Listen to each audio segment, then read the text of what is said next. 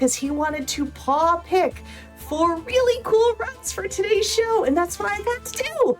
So we're looking at the schedule, Galahad, and you seem to pick, let's see, we have Banjo-Tooie coming up, we have Tori 2, we have Frog Monster, and to start things off, we have Frogun Encore with the Hellfridge. So the Hellfridge, take it away. Hello, everyone. I'm the Hellfridge. Happy birthday, Yay. Galahad. You're the goodest, chunkiest boy of the day. Oh, he's chunk. Oh my God, he's so chunk. I love him. This is Frogun Encore, the sequel, or like standalone sequel spin-off to Frogun, which I think was featured at GDQ a couple years ago. It's indie 3D platformer. It sort of looks like Mega Man Legends. It sort of plays like nothing else. You're Renata, you have a gun that's also a frog, and you use it to like sling around and do fast things.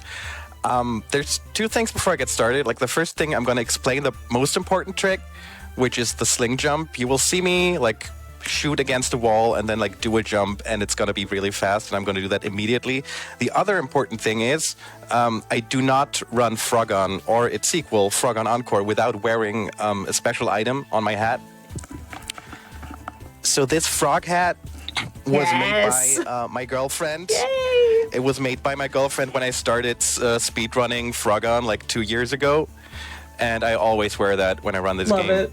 With that being said, you know the sling jump. You are seeing the screen. We can get started. And Asuka, if you have any questions in between, just like chime in. And if I don't explain anything correctly, let's just like ask. All right, let's start in 3, 2, 1, go. Good luck. So the story is basically, in the first game, there was an evil fly that kidnapped Renata's parents. And now somebody wants to bring the evil fly back, and we have to stop that. So that was the sling jump, and you will see all of this beautiful level geometry, and we will try our best to ignore most of that. And there's a little cutscene trigger. We skip that, and that's level 1. The game has 20 levels, 4 worlds, and 5 levels each. There's going to be a boss at the end of each world.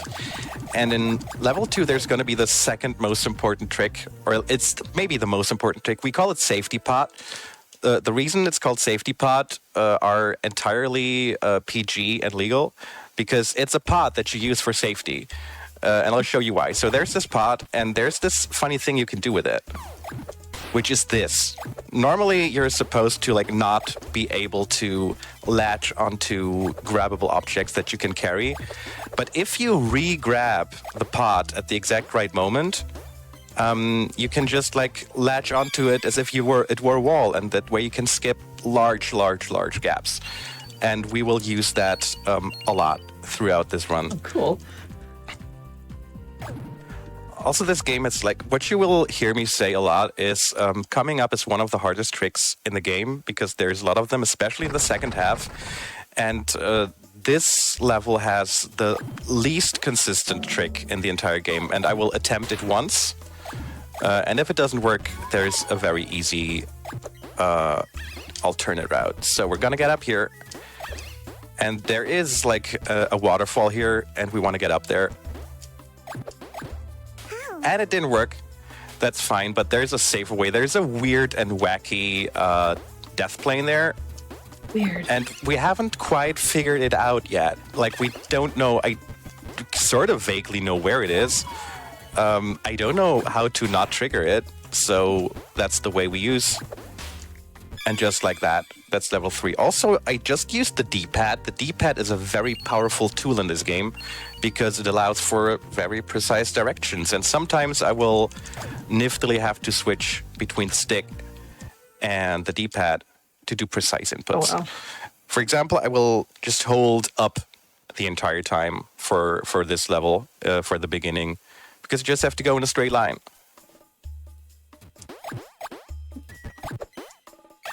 What's notable about the sling jump is, like, basically you have 3 shots. You get 1 shot, like, from the ground, and in the air you can do 2 more shots. Like, sometimes that's just necessary to cover distance, and sometimes it's also just nice to have. to sort of like readjust in midair. You have like this little stop in the air. But yeah, coming up is the first boss. There is a faster route, but I'm going to use a like slightly slower route just to show off something cool. In the first Frogun, you used to be able to get into the boss arenas from the outside. You can still do that in this level only. It's sadly not faster, but it looks cool. So we're going to do it and just invest those couple of seconds for more fun. Also, you see me taking damage a lot. It doesn't matter. It's fine. We have 6 health, and that's plenty. And just like that, this is the boss, and we're just zooming into there. Oh, wow. It's a wonderful game. So at the beginning of the boss, you just saw me go into the menu because there's auto-aiming in this game. For everything except the bosses, we have auto-aiming off. However, these bosses we have to hit with projectiles, and it's very like finicky to do if you don't have auto-aiming on. So it's generally quicker unless you're like some a god of aiming to just turn auto-aiming on.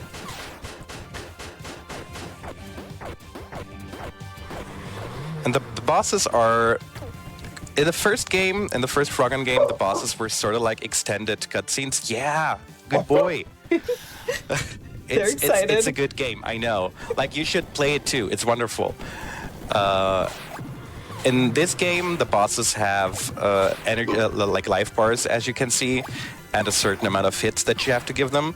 And they are a bit random. They can screw you over. This is a very dangerous attack, so I'm just gonna stand here. Phew, that was tough. But overall, like, you have to be very much like more mindful of the bosses compared to the first game, where like you learn them once and then it's kind of fine. And that's World 1. Nice.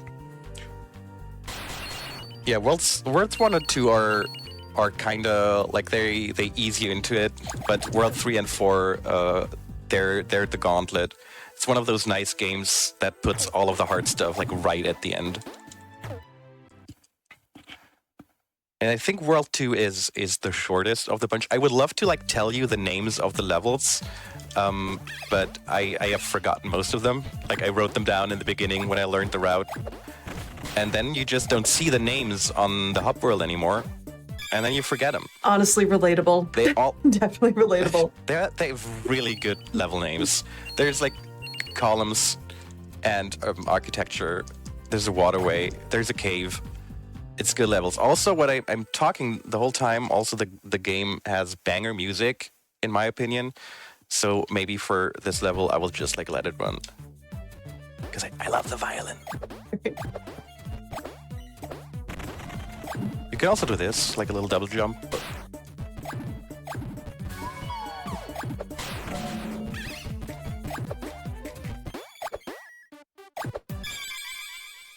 Also, like the levels are just too short to like hear the whole track, so that's why you should definitely like get this game and play it casually and get all the collectibles and just like listen to the music. So, like, those grab jumps, is there a set limit that you can do, or it's just like as long as you can grab onto something, you can do it like an unlimited number of times? As long as like grab onto things, like if you like dash into a wall, you can do them as much as you like. But normally, like if you don't grab anything, like if you have to.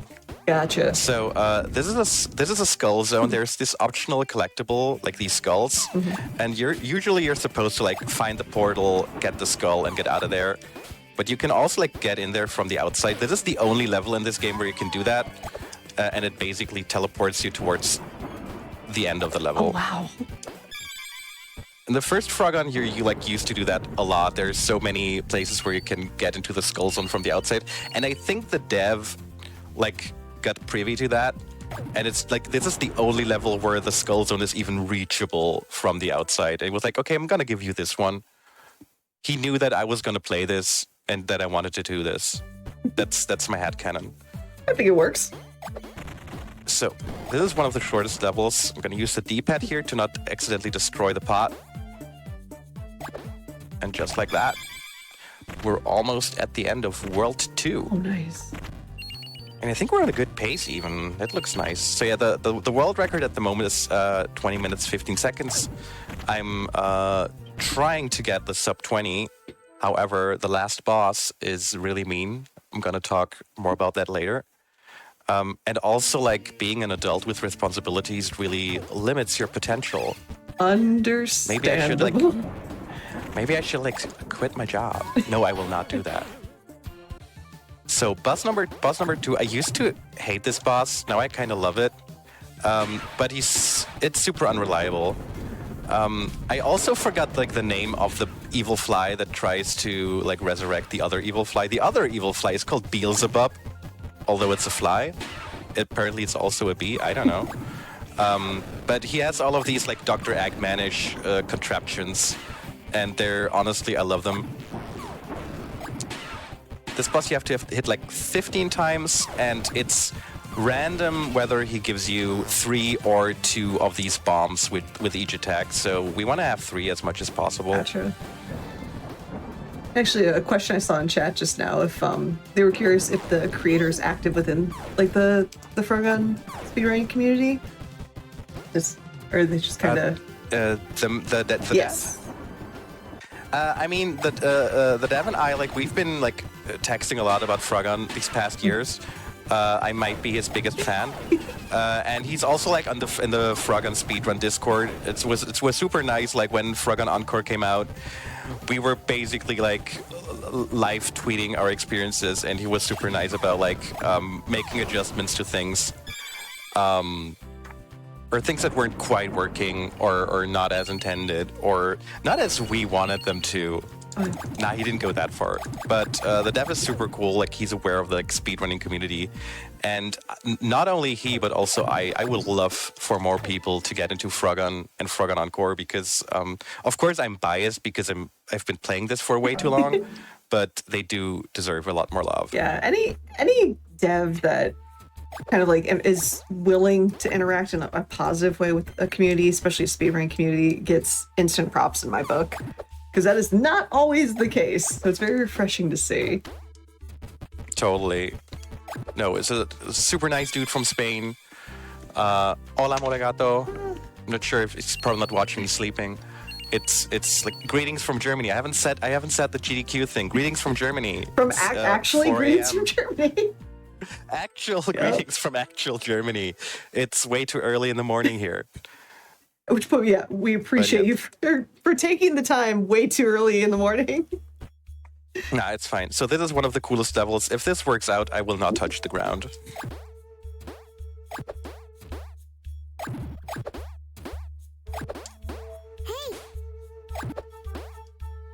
And that's how you not touch the ground and beat the level. That went perfectly. What?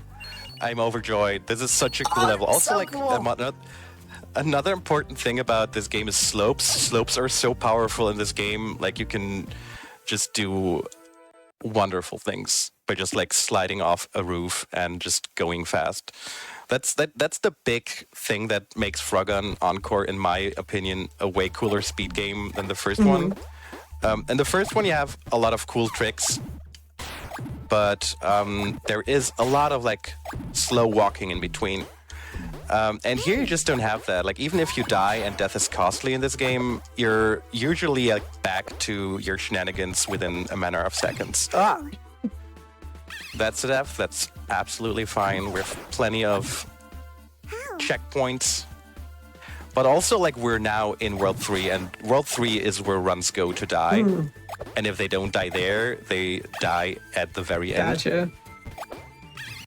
But the good thing is also it has a bunch of the coolest tricks. I haven't said it yet, but I should have already said at least 3 times that coming up is one of the hardest tricks in the game. Ooh. This is fine. There we go. Wow. However, coming up is one of the hardest tricks in the game.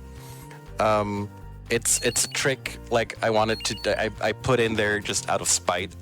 When I was still routing this game, I was hey, how much of the level architecture can you use for speedrunning? And the answer is yes. If this works first try, it's going to look really cool. But it's also going to look cool if it works fifth try. So I have time. All right. The kid doesn't get up until like 3 hours from now.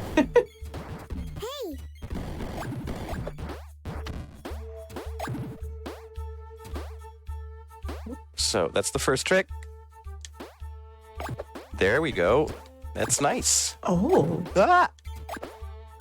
That's exactly how that was supposed to go. I'm super happy. Yeah, that little pole, like I saw that game. I was streaming like with a friend from the Discord. It was like, there's these poles. Like you can probably stand on those, right? You could do that in the first game, and it just worked. Nice. And it's wonderful.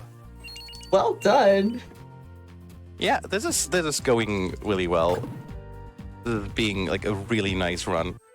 And also, like this level is the point where you know whether you have a run or not. Like if that level goes first try, then it's on. Nice. Then the nerves kick in. So coming up is the third boss, who is like the coolest boss in this game. Oh, there was a death plane that I've never encountered before. I did the other GDQ thing of like the thing that never happens before happening. Wait, you got to say it as you should. You know how to say it. That never happened before. Yay! You're just checking off all the boxes right now. I mean, I have like 10 years plus of watching experience. I have my handbook in my brain. Yeah. So this is the only boss that is 100% consistent if you don't miss a single hit. So first he's going to do like 3 of these, another 3 of these. Now he's going to come over, do a cool pose. He's going to do 3 more of the little needles. And then he's like, okay, the needles aren't working when I punch. But he still get health, so more needles. Cool. Okay. Oh, that attack I have never seen before. After that, he transforms because, like, obviously my tricks are not working. What do I do now? Maybe now that I have a bigger robot, I should do more punching. Cool. So he does more punching and does a little twirl. That's sweet. And another twirl. And it's like, okay, now I got to get my rocket fist. And maybe a second rocket fist. And maybe a third rocket fist. Now I have to think a bit and do a 4th rocket fist. Now I got to trip him with a little twirl, another twirl, another twirl, and maybe a 5th rocket fist and a 6th rocket fist.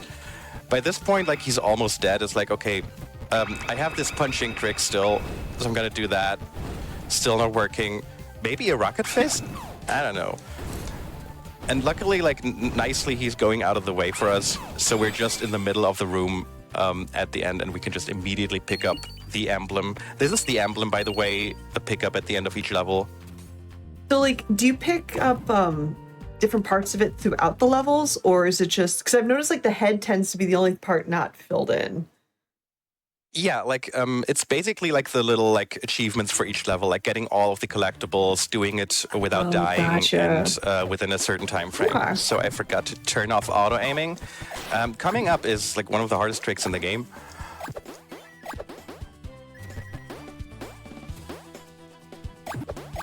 Which is this, but also like this entire level is the hardest trick in the game.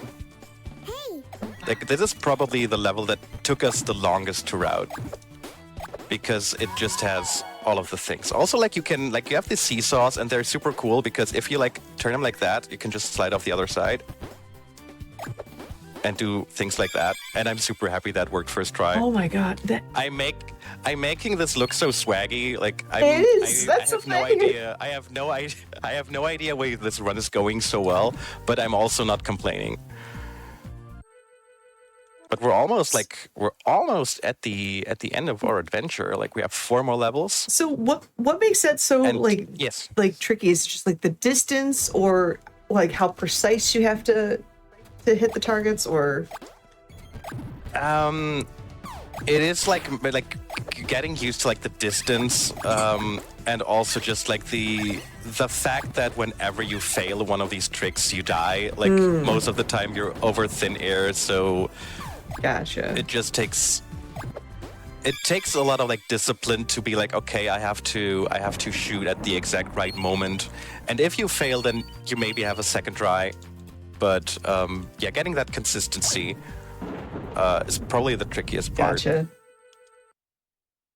So we got 3 more levels coming up.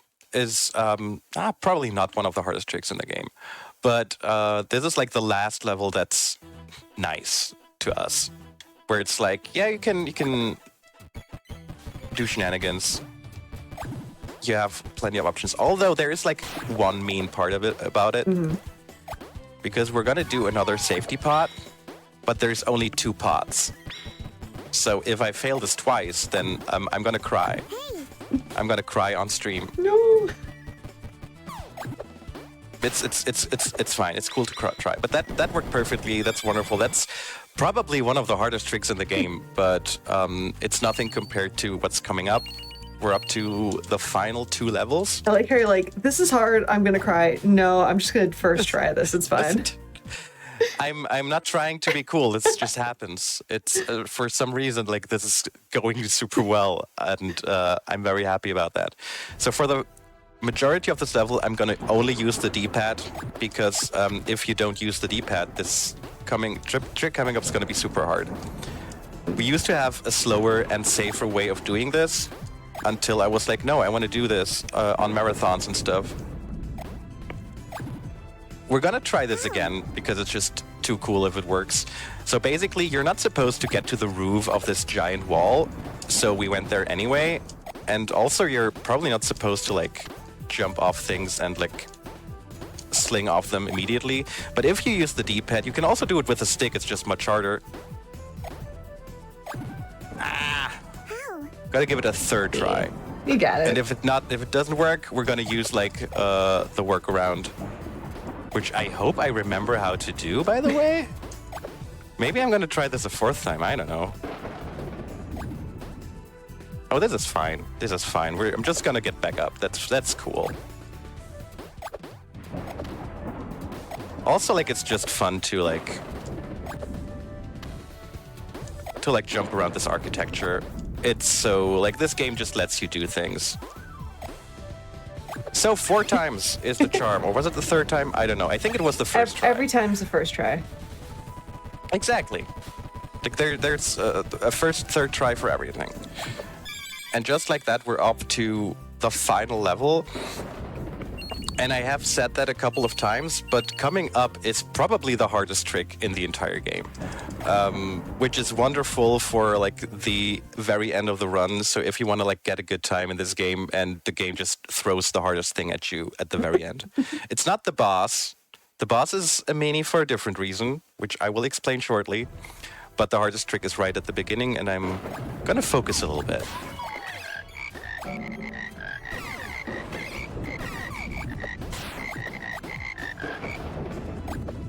There we go. That worked first try. What? I'm happy. Yeah, that was. Oh, wow. That's definitely like the hardest trick in the game. The rest of this level is relatively easy, which would be like a prime situation for me to die or do something like that. Run into these very easily dodgeable needles on the ground. But yeah, coming up is the longest thing that you do in this game, and that is fight the final boss. You have to hit him 30 times, and he can be super mean to you.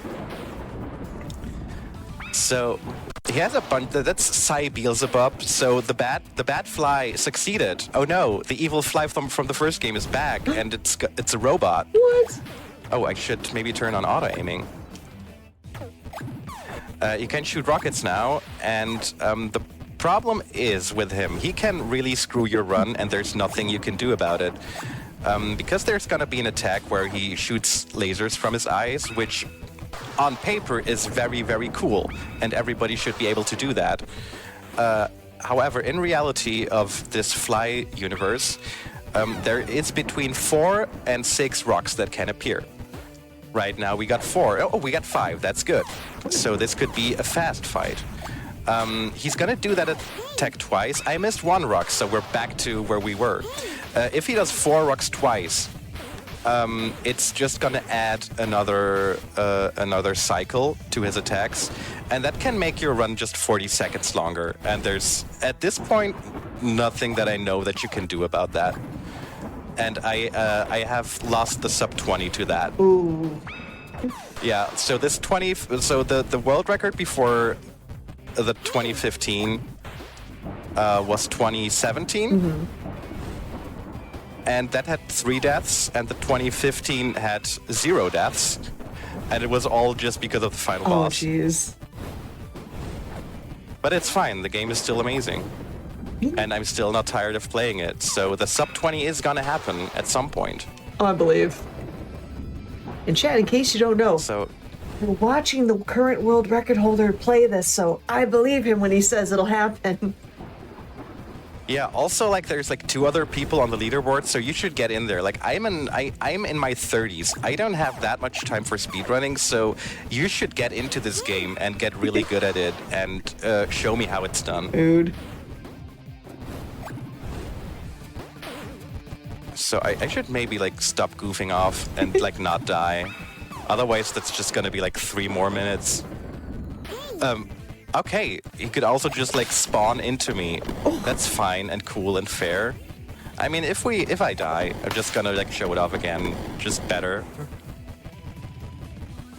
Or I'm gonna, like, really, like, clutch it. Do it.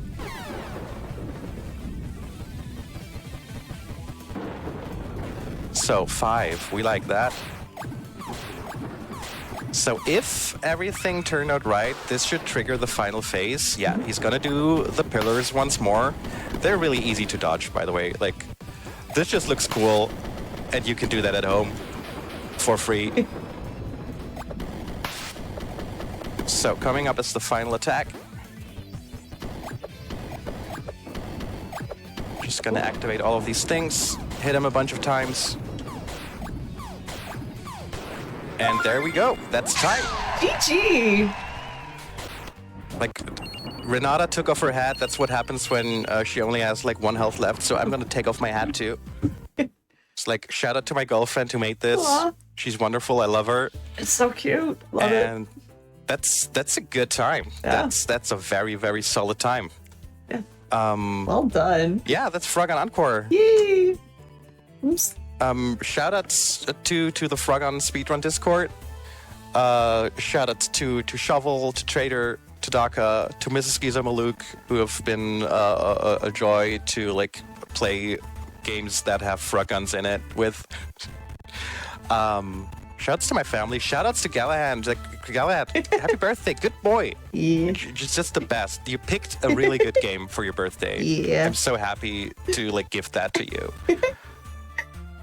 GGs. But yeah, also, like, you should all stay hydrated. That's very important. Always. Always, always, always. Yeah, everybody, keep those GGs coming for the Hellbridge with that absolutely amazing run of Frogun Encore. But before we go to break, I just want to remind everybody that your subs, your Prime Gaming subs, your gift subs, and any and every bit cheered on the GDQ Twitch channel, which is this one right here, does help support Games Done Quick, Hotfix, and shows like Expressland, like Awfully Silly, and all the other amazing shows. So if you enjoy watching speedruns like this and all the others, maybe consider subscribing to the channel. You can get access to our awesome emotes and chat, and yeah, just chat with other subscribers during our replays. So sit tight, do a quick hydration break, because again, stay hydrated, and we'll be back with Jaxler running Frog Monster. Stay tuned.